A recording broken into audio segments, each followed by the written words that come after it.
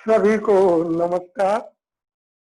मैं एक बार पुनः डॉक्टर शिवाकांत पाठक आपके सम्मुख सत्य, न्याय और धर्म की प्रयोगशाला में आपका स्वागत करता हूं।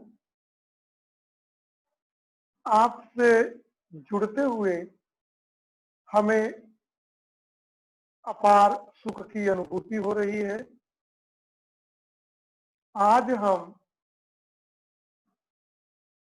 सार्वभौमिक मानव मूल्य के मानव की संपूर्ण समझ के द्वितीय सोपान के दूसरे यूनिट के तीसरे यूनिट के पहले लेक्चर में चल रहे हैं। शुरू से ये 10वां लेक्चर है। जो तीसरा हमारा भाग है मानव की संपूर्ण समझ के, इसका मतलब हुआ कि 2 भागों को हम कंप्लीट कर चुके हैं पिछले 9 लेक्चरों में। तो मैं यूनिवर्सल ह्यूमन वैल्यू के प्रथम सोपान से दूसरे सोपान की गहराइयों में उतरने के लिए पूरा तैयार हो चुके हैं, या मैं कहूं कि कुछ रास्ता तय कर चुके हैं। आज तीसरे यूनिट की शुरुआत जो है, हम मैं की क्रियाओं से करेंगे। क्या है इस मैं की क्रिया में? मैं क्या हूं, मानव क्या है, इसको देखने का प्रयास करेंगे। मानव को देखने का प्रयास करेंगे और इस मानव की देखने की कड़ी में देखते हैं हम लोग कि क्या कर सकते हैं। जो ये पहला है, जो पहली स्लाइड आपके सम्मुख है, इस स्लाइड को जरा ध्यान से देखिए। ये स्लाइड कह रही है कि मैं हूं, शरीर है। मानो इन्हीं दोनों का कॉम्बिनेशन है। मैं शरीर में रहता हूं। मेरा अस्तित्व भी तभी तक है जब मैं शरीर के अंदर हूं। शरीर का भी अस्तित्व तभी है जब मैं इसमें हूं। इसीलिए हम और दोनों अस्तित्व में हैं, कोई एग्जिस्टेंस में है। हमारा और शरीर का कोई एग्जिस्टेंस है।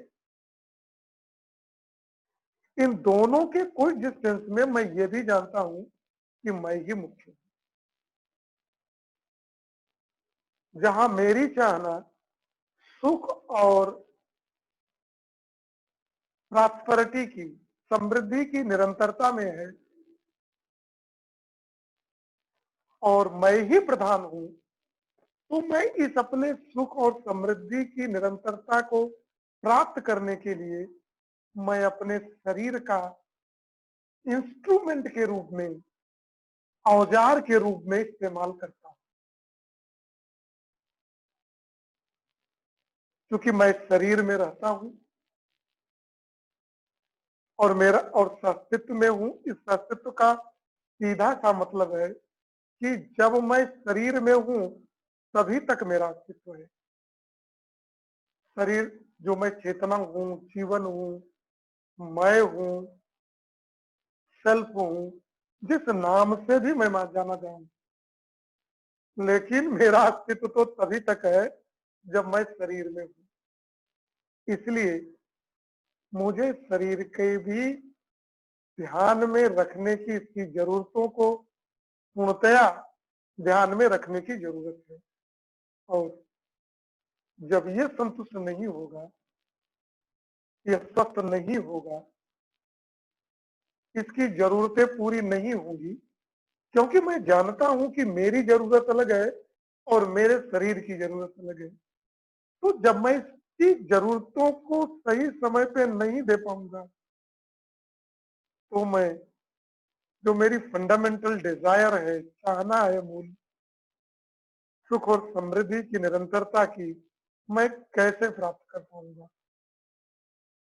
तो मुझे ये करना है, देखना है, देखते हैं इसमें क्या-क्या देखते हैं।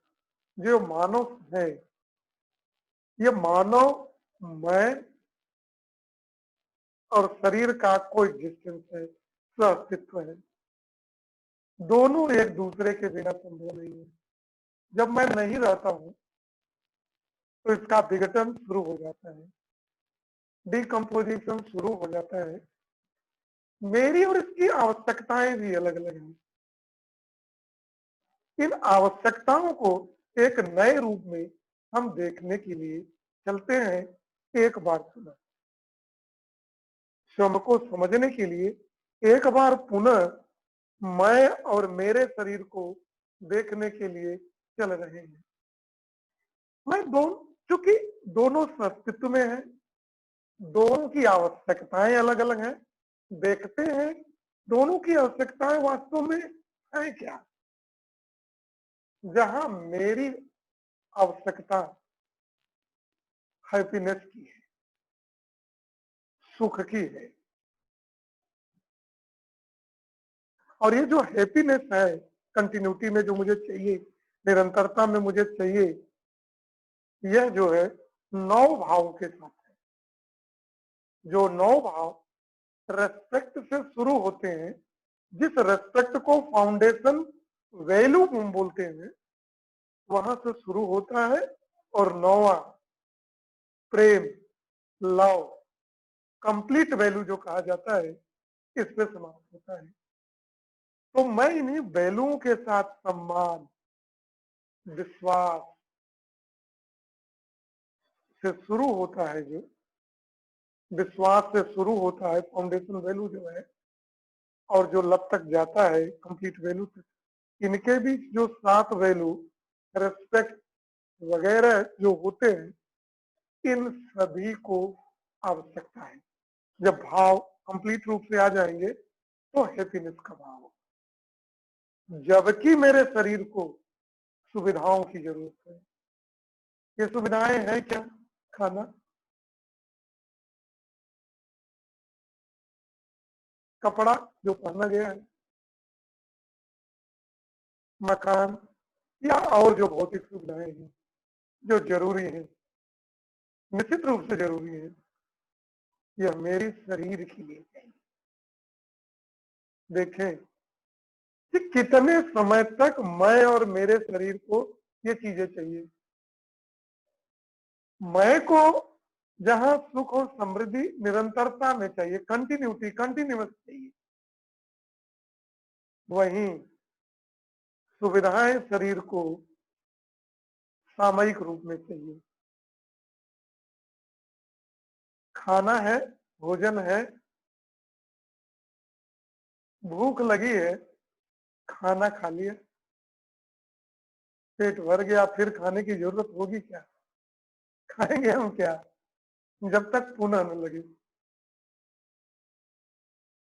क्या एक ही तरह के वस्त्र हम हर समय 7 डेज 24 आवर और पूरे साल पहन सकते हैं क्या? क्या इसकी संभावना है क्या? कहीं से पड़ती है क्या? क्या घर के अंदर हम 24 घंटे 7 दिन और 365 पूरे साल रह पाएंगे क्या? क्या ऐसा है क्या? जब इन बातों को हम ध्यान से समझते हैं, तो हम देखते हैं कि ये जरूरतें मेरी टेम्पोररी है, टेम्पोररी है और पीरियोडिक भी है, सामयिक है और आवर्तिता में है। जरूरत है खाने की, खा लिया, फिर कुछ देर बाद भूख लगेगी, फिर जरूरत होगी, फिर खाएंगे। तो जो रिपीटेशन होता है, दैट इज कॉल्ड पीरियोडिसिटी, आवर्तिता। ठीक है, ये चाहिए। खाने में क्या खाना है, क्या पहनना है, किन चीजों की कितनी जरूरत है, इसका ज्ञान तो जरूरी होगा ना। अगर ये चीजें सही मात्रा में मुझे नहीं मिलेंगी, तो क्या मैं अपने शरीर को सही रूप में देख पाऊंगा क्या? इसकी भी चर्चा होगी। देखते हैं आज किसकी चर्चा करते हैं। देखिए, जो मैं को, जीवन को, चेतना को कितना सुख चाहिए, क्या उस सुख का मेजरमेंट है? जैसे फिजिक्स में फिजिकल क्वांटिटियों को मेजर करते हैं, कितनी लंबाई हो, कितना मास हो, कितना समय लगा, कितना किलोग्राम मास है, कितना लंबा है, कितना टाइम है। जहां हम चीजों को क्वांटिटी में नापते हैं, सुख को हम क्वांटिटी में नहीं नाप सकते। ये this is a qualitative feeling, यह गुणात्मक है, मात्रात्मक नहीं है। ठीक है, जबकि शरीर की आवश्यकता है क्वालिटेटिव नहीं ना, क्वांटिटेटिव, मात्रात्मक है। कितना खाना है, बहुत बढ़िया खाना है, क्या एक हफ्ते का खाना एक साथ खा लेंगे हम?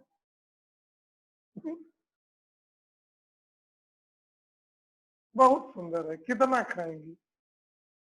क्या ऐसा खा के मैं अपने शरीर को रोगी बना दूं?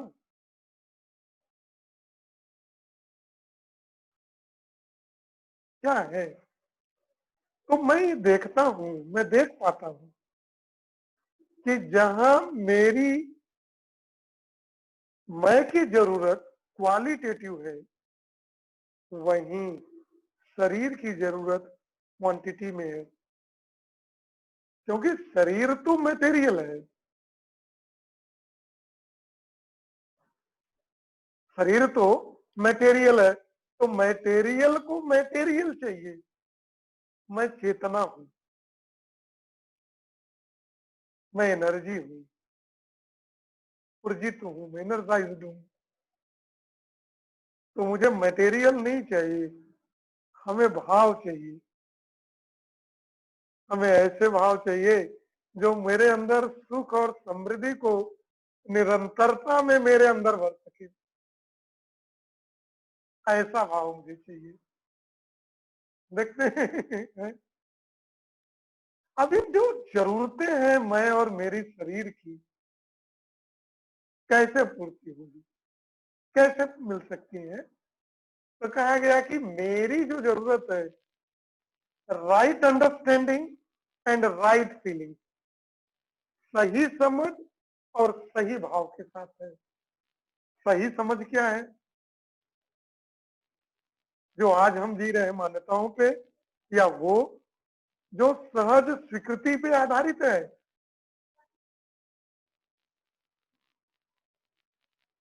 जो सही समझ पे आधारित है, जो नेचुरल एक्सेप्टेंस पे आधारित है। नेचुरल एक्सेप्टेंस क्या है? कि जो सबके मैं को सुख प्रदान कर, जिसके लिए सबके लिए एक ही उत्तर हो। पीपुल टू पीपुल, व्यक्ति से व्यक्ति पे बदलने पे धारणाएं न बदलती हो, रिजल्ट न बदलता हो, जिसमें यूनिवर्सैलिटी हो, सार्वभौमिकता हो, पर्सन टू पर्सन एग्जामिन जब हम करने जाएं तो रिजल्ट में वेरिएशन न हो, तो उसको हम सही समझ और सही भाव से चेतना की जरूरतों को भरा जा सकता है।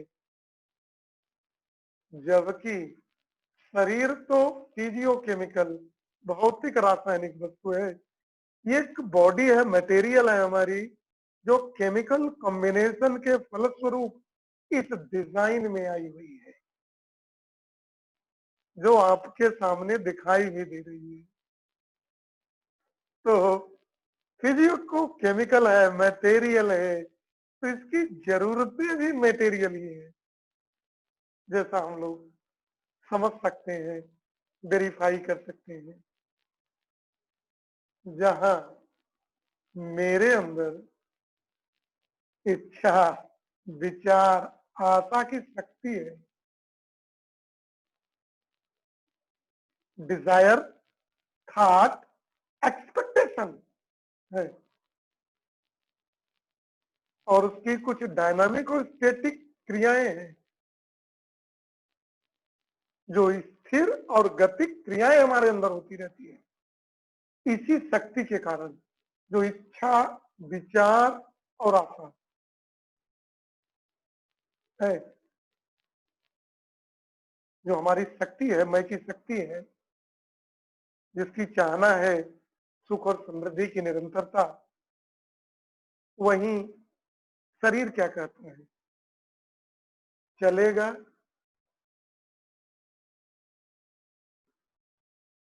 खाना खाता है, ईटिंग, वॉकिंग, हियरिंग, सुनना, चलना, खाना, देखना, अनुभव करना स्पर्श के थ्रू, सांस लेना,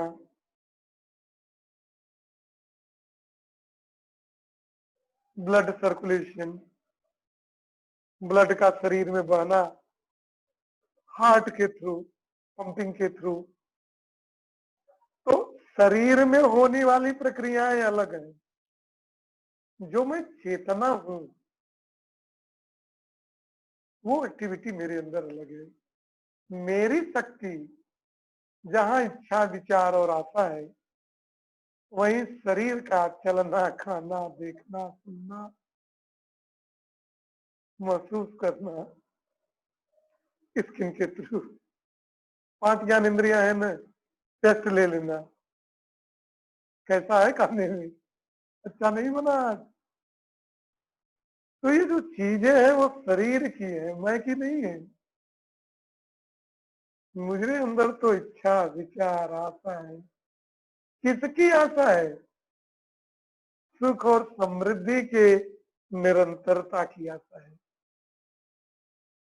और ये जो इच्छा, विचार और आशा आता है, ये मेरे अंदर निरंतर चलता रहता है। मैं सोऊं या जागूं, बंद नहीं होता। जिस दिन हम आए हैं specifically, this desire, thought, expectation continue in the body from cradle to go before the grave. जिस दिन मैं पैदा होता हूँ तभी से शुरू हो जाता है, और मेरे कब्र में जाने से पहले, मेरे जलने से पहले चलता रहता है। ये अनवरत चलने वाली प्रक्रिया है, ये कभी रुकती नहीं है, सोने पे भी नहीं रुकती है। आप समझते होंगे, हम समझते हैं, ऐसा नहीं। यह सोने पे भी नहीं रुकती है, निरंतर चलने वाली प्रक्रिया है। जबकि जो शरीर की क्रियाएं हैं वो सामयिक हैं। जब जरूरत है चलेंगे, जब जरूरत है तो खाना खाएंगे,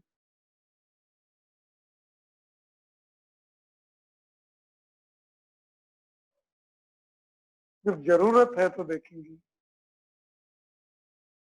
this is temporary and periodic also. जरूरतें हैं। देखिए, जब ये इच्छा, विचार, आशा इत्यादि जो पावर है, जिसके कारण डायनामिक और स्टैटिक प्रक्रियाएं मेरे अंदर चलती रहती हैं, क्या समझने के लिए? को एग्जिस्टेंस, अस्तित्व को। क्योंकि अस्तित्व ही तो अस्तित्व है ना, जो बताया गया है। तो जो मेरे अंदर ये चीजें चलती रहती हैं, उसके कारण जो स्टिमुलेशन रेस्पॉन्स की थियरी है, जब हम स्टिमुलेट करता है मेरा मन, तो रेस्पॉन्स क्या करता है? मैं जानने का, नोइंग, एज्यूमिंग, रिकॉग्नाइजिंग और फुलफिलिंग। मैं जानना, मानना, पहचानना और निर्वहन करना जानता। जब मैं चीजों को, इच्छा, विचार आता है उस आशा से क्या कैसे करना नोइंग है। इसके पहले का जो टॉपिक था व्हाट इज नो, जानना क्या है, and what is who is knower, उसको जरूर देखें। ध्यान से देखें। तो ये जानना, मानना, पहचानना, निर्वहन करना, ये मैं चेतना का कार्य है, शरीर का नहीं। शरीर का काम भी अलग है, उसका रिकॉग्नाइजिंग एंड फुल। खाना है, जरूरत है, जरूरी, वह खा लिया। शरीर की क्या जरूरतें हैं उसको जानना और पूर्ति करना। हमने देखा इस पूरे में एक्सप्लेनेशन में कि मैं चेतना हूं, मैं एनर्जी हूं, मैं ऊर्जित हूं, शरीर मटेरियल है। जहां हमारी आवश्यकता इनविजिबल है, अनुभव करने की है, वहीं शरीर की जरूरतें मटेरियल है।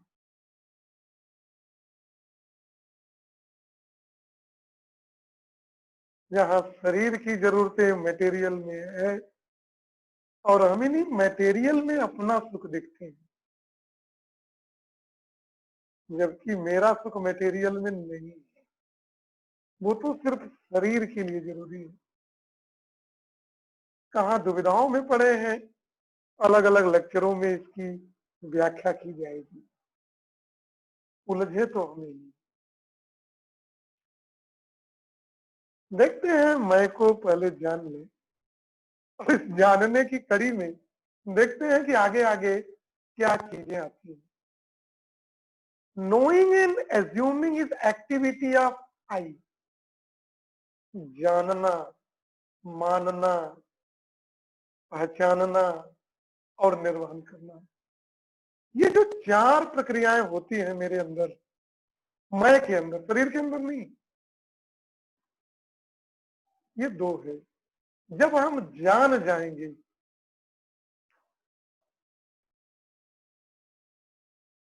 जानने पर ध्यान से देखिए, तब हम समाधान, रेजोल्यूशन की तरफ चलेंगे। देखें तो ध्यान से, बहुत ठंडे दिमाग से समझने की जरूरत है इस बात। इस स्लाइड में चार चीजें लिखी गई हैं, knowing, assuming, recognising and fulfilling. इसमें जो लास्ट थ्री है, रेड कलर से एक रेक्टेंगुलर ब्लॉक में रखा गया है। देखिए, नोइंग को, जब हम चीजों को जान जाएंगे कि मुझे क्या चाहिए, तो मैं उसके समाधान की तरफ चलूंगा।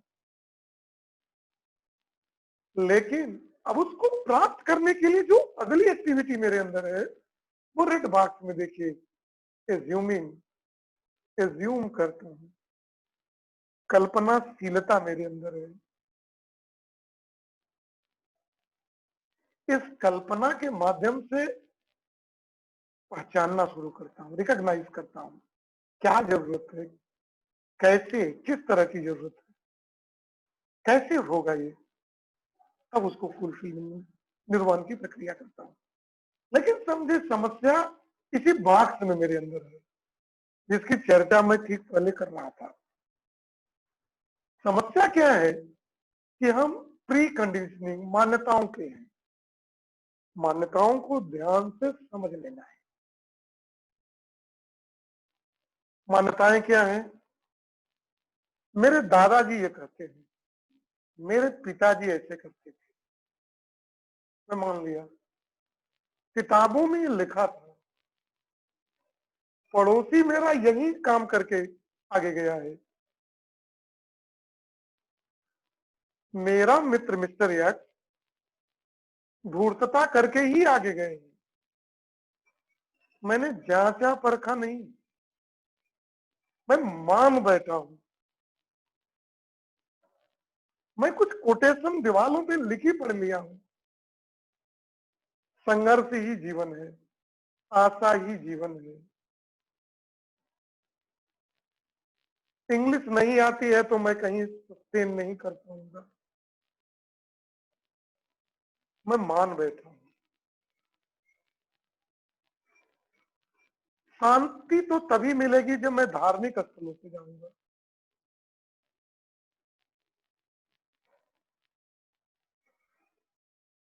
मजा तो तभी आएगा जब मैं बगल वाले को बेवकूफ बना दूंगा। ये जो मान बैठे हैं विदाउट नोइंग, जानना नहीं है, मान बैठे हैं, ज्यूम कर बैठे हैं। And this assumptions are not universal in my mind. This assumption is changing always due to change the circumstances. कभी मैं कहता हूं कि सच बोलना चाहिए, कभी मैं कहता हूं सच बोलना मूर्खता है। सच बोल के कौन आगे गया है? जो सच बोलता है लोग पागल कह देते हैं। मेरी जरूरत है तो मैं अपने सिद्धांत बदल दूंगा। मेरी जरूरत नहीं है तो मैं गीता ज्ञान दूंगा। मैं गीता ज्ञान अपने लिए थोड़ी रखता हूं, मैं दूसरे को देता हूं क्योंकि मैं समझता हूं कि मैं स्पेशल हूं, मैं ही सब कुछ हूं। मेरे लिए सब क्या है तो ये छोटे लोगों के लिए। मैं तो बहुत बड़ा हूं, बड़ा अधिकारी हूं, बड़ा नेता हूं, बड़े पद पे हूं, पैसा वाला हूं, बड़ा इंडस्ट्रियलिस्ट हूं, बड़ा साधु हूं मैं, बड़ा टीचर हूं मैं प्रोफेसर भी हूं। तो ये जो मैं स्पेशल अपने को मान बैठा हूं और मेरा जो कंडक्ट है, जब मेरा एजम्पन यूनिवर्सैलिटी पे नहीं है, सार्वभौमिकता पे नहीं है, वी ऑलवेज चेंजेस अपनी थियरी को, अपनी फिलॉसफी को जरूरतों के हिसाब से कन्वर्ट करता हूं कि मैं किस तरह सुविधाओं का गेन करूं। एन केन प्रकारेण, चाहे किसी को कितना भी दुख क्यों न देना पड़े, क्योंकि मैं मान बैठा हूं कि पैसा ही सब कुछ है और सभी ऐसे प्राप्त करते हैं, इसीलिए मैं एक्सप्लॉयटेशन कर रहा हूं। और ऐसा करते हुए मैं सोच रहा हूं कि यही मेरे सुख का साधन है। और मेरा इस तरह मेरा आचरण जो है निश्चित नहीं है, कभी कुछ बोलता हूं, कभी कुछ बोलता हूं, और मैं झूठ बोलने में ही वास्तव में माहिर हूं। मैंने सच बोला ही नहीं, सच के पास कभी गया भी नहीं। करता हूं मैं घृणा, और जब मैं कोई झूठा और चोर कह देता है तो मैं नाराज भी हो जाता हूं। और ये कहता हूं उसको और समझाता भी कभी कभी हूं कि चोरी करके ही सब आगे बढ़े हैं, जिनको अवसर नहीं मिला वही सही बात करते हैं, बाकी तो सब चोर हैं। लेकिन ऐसा कहने के बाद वो सुखी भी नहीं होता। तो जो मेरा कंडक्ट है वह निश्चित है, इसलिए मैं डिपेंडेंसी पे हूं, निर्भरता में हूं, स्वतंत्रता में हूं, गुलामी में हूं। सोचे हम आप, जब हम गुलाम हों तो क्या मैं जो मेरी चाहना कंटिन्यूअस हैप्पीनेस और प्रॉस्पेरिटी, एक क्षण के लिए भी हम दुखी नहीं होना चाहते, क्या उसको प्राप्त कर सकते हैं? क्या क्या वो समाधान हम पा पाएंगे क्या? whenever I will live on three conditions,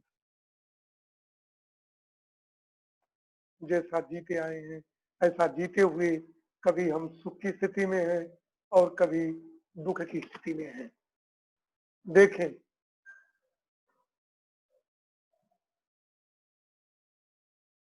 चलिए देखते हैं इस समस्या से कैसे हम बाहर निकल सकते हैं। निकलने के लिए नोइंग थ्रू सेल्फ वेरिफिकेशन बताया गया था कि आप कोई भी बात प्रपोजल की तौर पे कोई चीज देखते हैं, सुनते हैं, पढ़ते हैं, उसको प्रपोजल के रूप में लें और उसका सेल्फ वेरिफिकेशन करें, स्वयं में जांचें परखें। किस आधार से? On the basis of natural acceptance, सहज स्वीकृति के आधार पे। और यहाँ एक चीज और बढ़ा दे रहा हूं, द्वितीय सोपान में। प्रथम सोपान में जहां मैं आपको कहता था सहज स्वीकृति के आधार पे जांचें परखें, जबकि यहाँ कह रहा हूं कि लोगों के साथ कैसे प्रेम को संबंधों में दिया जाए, इसके आधार पे भी जांचें परखें। सही संबंध जाने इनसे हमारा क्या है, संबंधों की सही परख है कि नहीं, इसको जाने। और जो हमारे एजम्पशंस हो, that should not be keep changing, that must be definite हो, ये कौन निश्चित हो, and that is based on universality, जो सार्वभौमिकता पे न बदलने वाले सिद्धांतों पे आधारित हो। अब जो जानना है कि हमारे अंदर वास्तविकता को जानने की स्पष्टता हो, to see the clarity as it is as well as purpose by direct observation. Clarity होनी चाहिए, ऑब्जर्वेशन होना चाहिए कि वास्तविकता को हम देख सकें। और क्लैरिटी क्या, क्यों, संबंध क्या है और क्यों है, हार्मोनी क्या है और क्यों इसकी जरूरत है, कोएग्जिस्टेंस क्या है, इसमें नहीं रहेंगे तो क्या होगा और इसकी जरूरत क्यों है, रहना क्यों जरूरी है। जब इसको हम जानेंगे, तब इसको जानते हुए जब हमारे अंदर ये कल्पना होगी कि acceptance to live of according to the purpose, acceptance should be can be on the basis of knowing और इवन विदाउट नोइंग।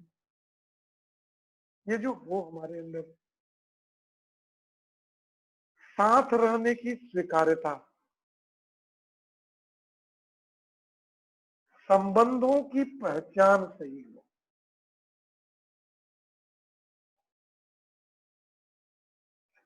जब जब हम संबंधों की बात करते हैं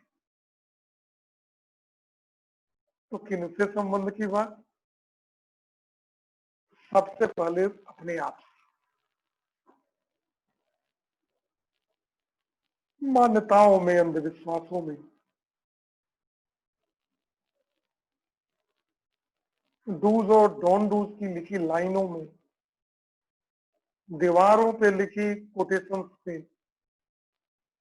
जब हम आ जाते हैं, जांचते परखते नहीं है क्या सही है क्या गलत है, इसकी दिशा में नहीं आते हैं, उन्हीं पे जब हम जीने लगते हैं,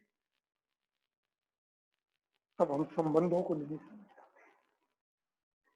जब हम संबंधों को नहीं समझ पाते हैं तो संबंधों का निर्माण कर पाएंगे क्या? कौन हमारा संबंधी है? मैं शरीर में रहता हूँ, मेरी आवश्यकताएं क्या हैं, शरीर की आवश्यकताएं क्या है, मेरा शरीर से संबंध क्या है, मैं ही जब प्रधान हूं तो मैं इस शरीर की देखभाल कैसे करूंगा, इन सब चीजों का मुझे ज्ञान नहीं है। मैं स्वयं को अपना संबंधी मानता ही नहीं, जो मिले ठूसता रहता हूं, जो चाहे दूसरों को दुख देने के लिए बोलता रहता हूं।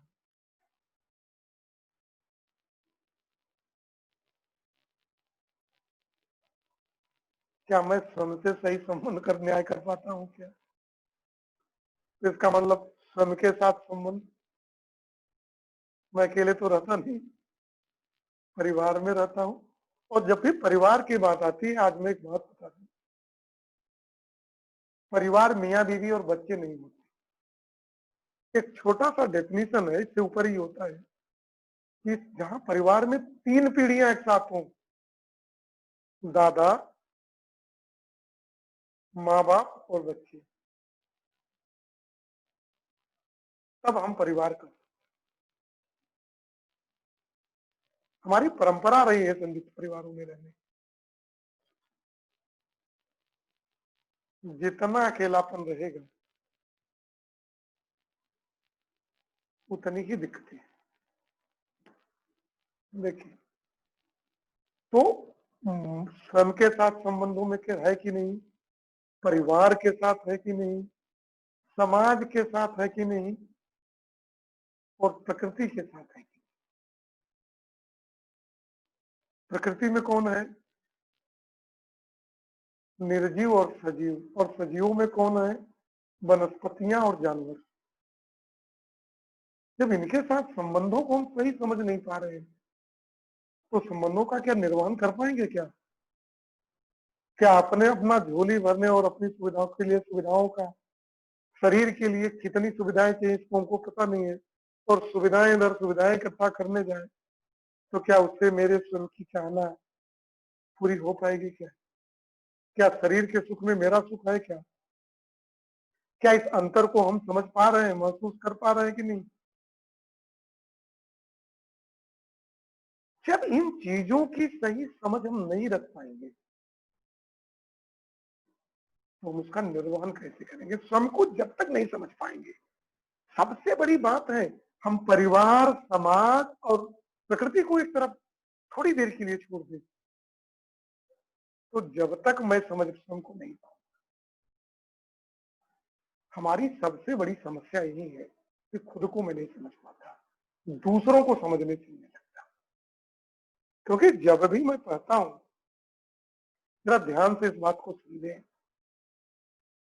क्या आप दुख में रहना चाहते हैं? कई लोगों से एक साथ पूछता हूं तो कोई नहीं कहता कि मैं दुख में रहना चाहता हूं। क्या मैं जब पूछता हूं क्या आप एक क्षण के लिए भी दुखी होना चाहते हैं, कहा नहीं। जब मैं पूछता हूं क्या आप दूसरे को दुखी करना चाहते हैं, सभी से, तो सब कहते हैं मैं क्यों करूंगा, मैं तो कभी नहीं चाहता। और जब इसी प्रश्न को घुमा के पूछ देता हूं,